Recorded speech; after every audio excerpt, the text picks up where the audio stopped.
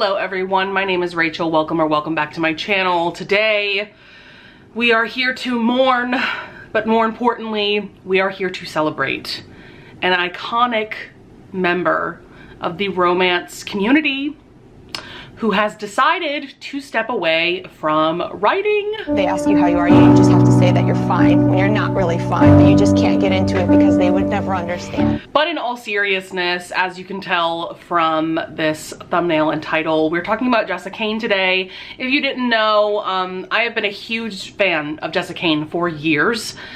She writes bonkers and over-the-top romance novellas, and I have just been endlessly entertained by the stories that she tells. But she recently announced in her latest newsletter that she has just released her final novella. Essentially, piracy has become a huge issue for her. I have a lot of opinions on why I think piracy has become such a huge problem in the last couple of years. Cough, cough, book talk, but I'm not going to get into all of that because I don't want to offend anyone, and that's not why we're here. I don't want to get into a discussion about piracy, but just know that I think it's horrible, and I am low-key, high-key worried that more of our favorite authors are going to ultimately stop writing for the same reason. So I am honestly truly devastated that she has decided to stop writing, but I am also excited about her latest and final release. It is, I think it's called like My Protector, My Stalker. I'll put the cover over here. But I truly adore Jessa Kane's stalker romances, which you'll hear more about later in this video. I just think that because she writes such unhinged and bonkers plots, and stalker romances by themselves are already unhinged, like that is just a perfect combination. But as excited as I am about that newest release, you know, it is her last, and so I wanted to do a tribute to this absolute icon. And I wanted to talk about my top, I believe this is my top 10 favorite novellas by Jessa Kane. Like I said, most of these are bonkers and over the top, but there actually are a few on this list that are just really sweet and amazing romances. So I just wanted to celebrate this icon by talking about my absolute favorite novellas by her. Most of the novellas I've read by her, I've given 5 stars just because they're so like endlessly entertaining, but I truly feel that these novellas are just on another level, and so I wanted to talk about them to give you guys some recommendations in case you are wondering what my absolute favorites are. So I don't really have an order of like these 10 novellas. I do have a couple that I want to save till the end of the video because they are like my top 2 or 3 like absolute favorite Jessa Kane novellas. So without further ado, let's go ahead and get on into it. First of all, I want to talk about The Husband Sitter. I think this is the oldest novella of Jessa Kane's that I've read, and this one is very, very different from anything else that you will read by this author, at least as far as I know, because this one is definitely like a non-traditional romance. I don't even know if you could call it a true romance, like kind of, but not really. So let me explain. We have our heroine. I don't remember character names, so you're gonna hear me say heroine and hero a lot throughout this video, but she has been like growing up in this like commune, and her mother tells her that she has this extraordinary gift. She's a very strong empath, I think. And so her mother just tells her that she needs to leave this commune and go spread her goodness throughout the world. And so she gets on a bus and she leaves. She finds this classifieds ad that is very vaguely worded. She shows up at this mansion and there are these 3 women waiting for her. So they want to bring our heroine into the fold to be intimate with their husbands because they simply just don't have the time to do so. But they truly want their husbands to be happy, and they think that she's the perfect woman to do this. And so this novella is kind of told in 3 different parts with like 3 different kinks depending on each of the different men. Like one of the heroes, I guess you could call him, like the heroine had like a stepbrother stepsister dynamic with him, and then another one, it was like a stepfather stepdaughter dynamic. Like we've got a lot going on, but it was just a really fun time, and I really liked this main character because like I said, she's a very strong empath, and like you just couldn't help but like her. And the story is very weird and non-traditional, but also like such a good time. So love that one. Next up we have The Pitcher's Assistant. This one is Jessa Kane's only baseball romance, at least as far as I know. So in this one, as you can kind of tell from the title, the heroine becomes the pitcher's assistant because she is an aspiring journalist. The hero is immediately taken with her. I mean, we know Jessa Kane loves to do insta-lust, insta-love. That is her thing. And so the hero promises the heroine an exclusive interview, which he never does. He never does interviews, but he promises her one if she becomes his assistant, which then of course turns into something more.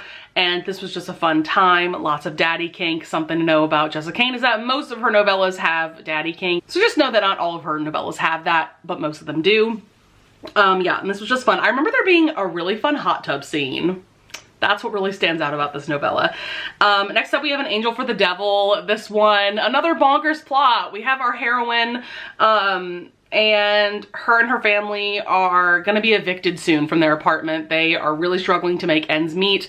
Her and her mother make this plan to essentially seduce the billionaire that owns their apartment building in exchange for free rent. And so she does that and things get crazy and bonkers from there. I do remember there being some really great groveling towards the end from the hero, but I loved this novella even though the plot is so stupid. But I just love a cold billionaire hero who softens because of how sweet the heroine is. And like I said, we've got the groveling. Like there's just so much to love about this one. So I know I'm in the minority. I know a lot of people kind of hate this one because of the plot, but like with Jessa Kane, you gotta suspend your disbelief. If you wanna enjoy them, you gotta suspend your disbelief and just be here for a good time, you know? Next up is Bewitching the Boss. This one is a pretty unique novella from Jessa Kane for sure, because for one thing, the hero is a nerd and he's actually a virgin. That is very unusual for Jessa Kane. Usually she writes very experienced heroes that are older than the heroine, and then the heroine's about 18 years old and she's a virgin. But yeah, this one it's flip-flopped in that way. Like I said, he's the inexperienced one, the heroine is experienced. This one has a lot of drama because the heroine kind of blames herself for the death of, I think, his sister. So anyway, she starts stalking him. I love stalker romances. I love how unhinged they are. And I really enjoy when the heroine is the one doing the stalking too. It doesn't have to be just the hero, you know? And so this one's just great. I remember there being some really great praise and degradation kink, and this one just being really sweet as well, just because the hero is so sweet. And this one does center around Halloween, so it's perfect to read around this time of year. There's a Halloween party going on that the heroine is planning for the hero's company, and yeah, this was just wonderful. I low-key want to reread this one right now because, like I said, it's the perfect time of year to do so. Next up we have two amazing stalker romances. Oh my god, we have My Best Friend, My Stalker. This one, I remember the very beginning, the heroine is like running away from, I think, like her stepbrother is trying to assault her. And the hero is driving by and sees her running away. And so I think he helps her, if I'm not mistaken, and they end up becoming roommates. But he is also stalking her. I remember that she's a school teacher and he is just endlessly obsessed with the heroine. Another thing I love about Jessa Kane's heroes is that they are obsessive, they are possessive, and her stalker romances are that times 10, and I am so here for it. And the other stalker romance that I absolutely adore by Jessa Kane is My Husband, My Stalker. And so this one, from what I vaguely remember, the hero sees a news story where the heroine had been kidnapped for a number of years and she escaped, and he just immediately falls for her. And so he decides to stalk her.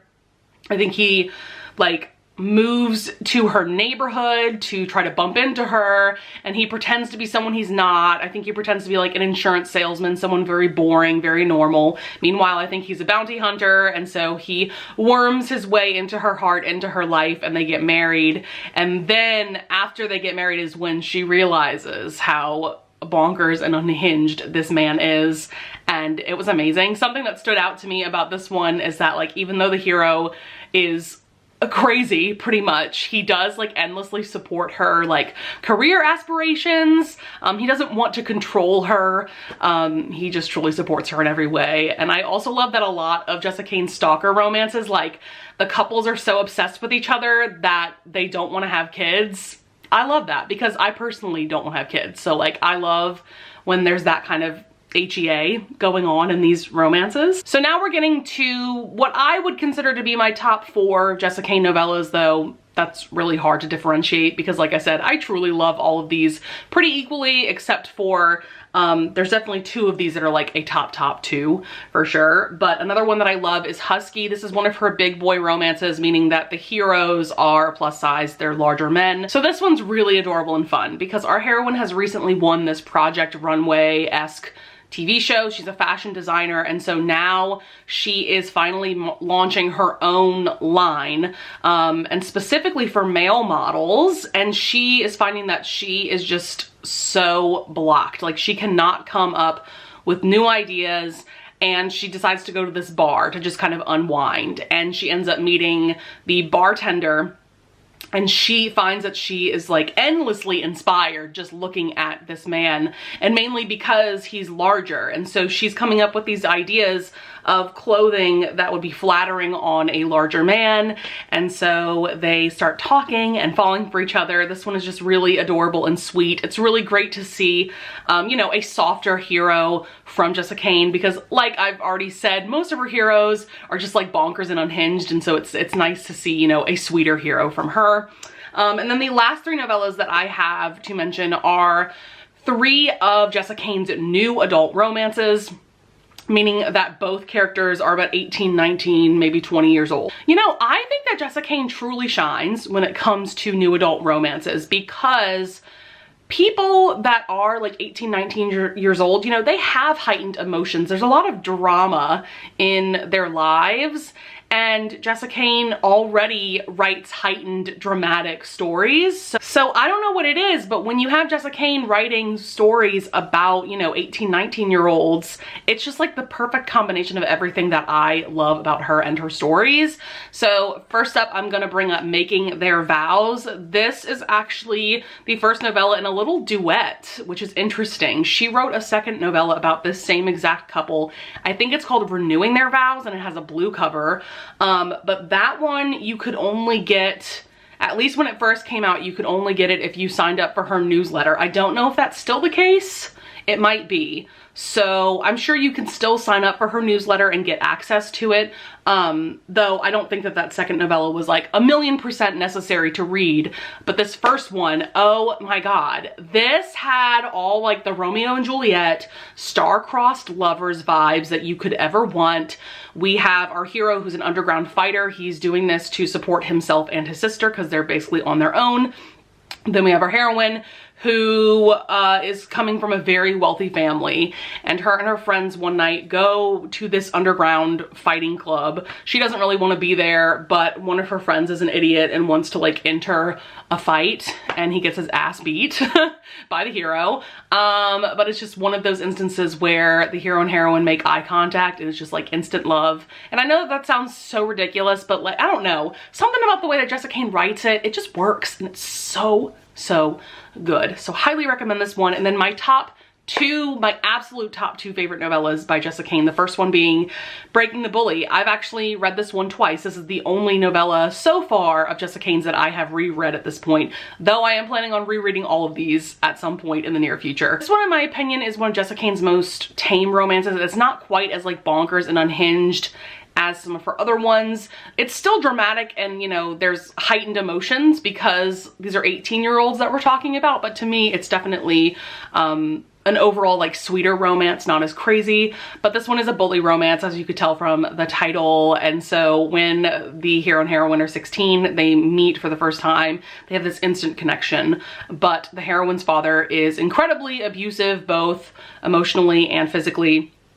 and he tells her to never look at the hero again, don't speak to him at school or anything. Like, he will find out and he will make the hero's life a living hell if she talks to him. And so she is forced to ignore him, and because she starts ignoring him, he becomes her bully, and he is just doing anything he can to get some kind of reaction out of her.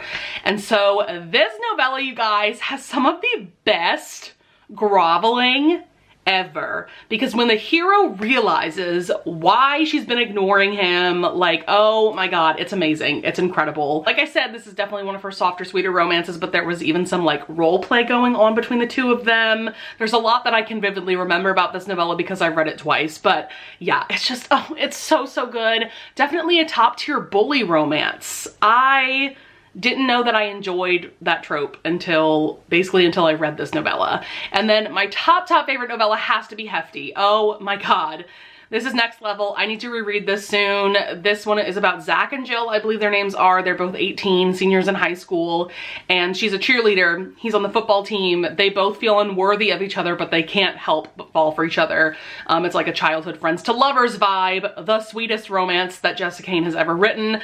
I teared up so many times while reading this. It's not even funny. This was just so sweet, and I could go on. I mean, you can tell how much I'm smiling. Like, I love this novella so much. I need to put this on my immediate TBR to reread. It's just that amazing, and I cannot recommend it enough. Again, not as bonkers as some of her other novellas. So that is going to be it for my top favorite novellas by the queen, the icon, Jessa Kane. I am happy that there are still quite a few novellas that I actually have not read by her yet, so I still have some books of hers to look forward to in my future, at least. Like I said, super excited about her latest release because it's a stalker romance. Love that. And yeah, I am definitely still devastated that Jessa Kane has decided to step away from writing. I hope that at some point in the future she comes back to us. We will just have to see, but I also understand her reasonings for leaving the community. Let me know in the comments below if you are also a fan of Jessa Kane, and if so, please tell me your favorite novellas, because like I said, there's quite a few that I still haven't read yet. So if one of your favorites is one that I haven't read yet, I'm definitely gonna add it to my TBR. Also, I would love it if you would leave a like and subscribe, and I thank you so much in advance if you do, and I will see you guys in the next video. Bye!